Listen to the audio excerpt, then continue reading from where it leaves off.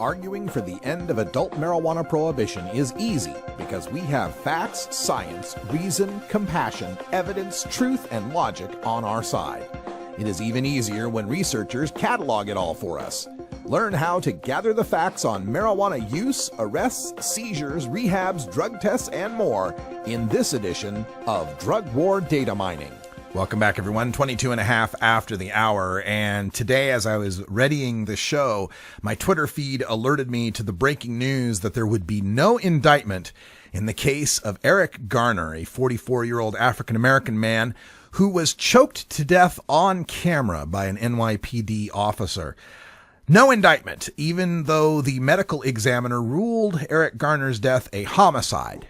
No indictment, even though the NYPD has declared chokeholds a forbidden technique to use in controlling a suspect.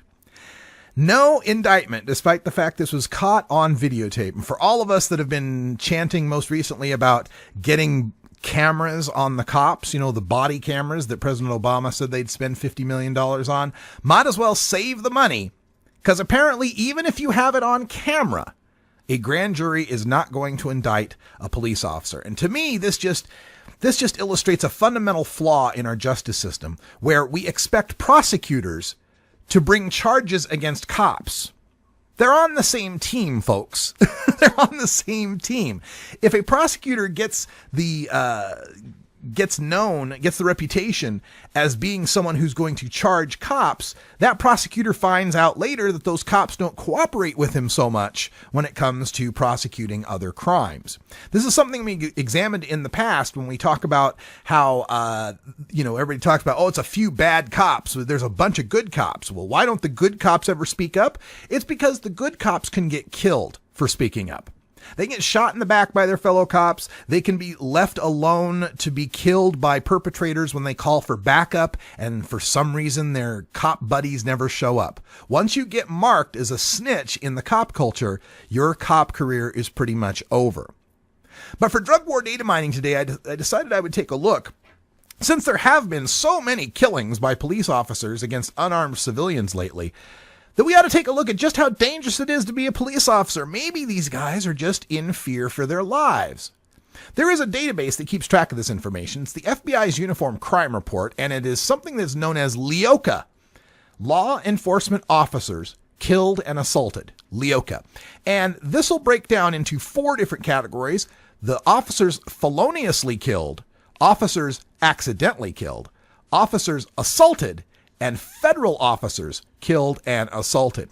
Taking a look at feloniously killed, this would be where, the so-called, the alleged Michael Brown charging the cop to try to kill him scenario, right? How often has that happened to police officers in America?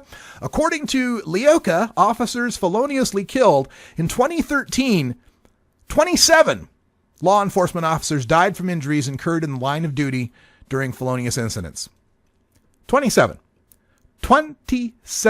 deaths. Now, if we add in the officers who were accidentally killed, there were another 49 law enforcement officers who died in accidents. They got in a car wreck in their cop car. They fell off of a ledge while trying to get a suicide suspect. Whatever it might have been, another 49 died. That means that in 2013, we had the fewest number of police deaths in the past decade. The fewest number of police deaths in a decade, looking at that data.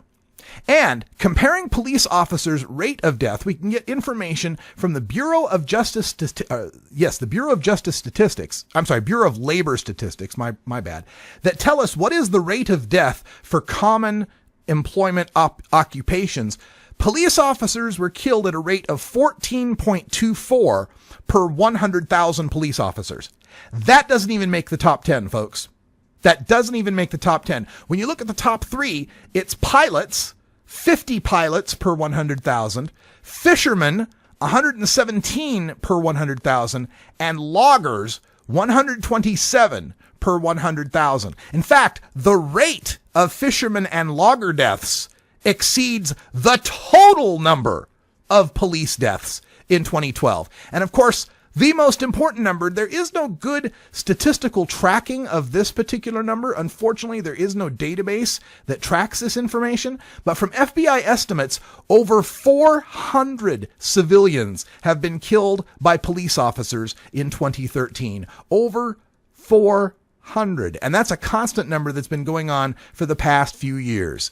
Enough is enough. This must end.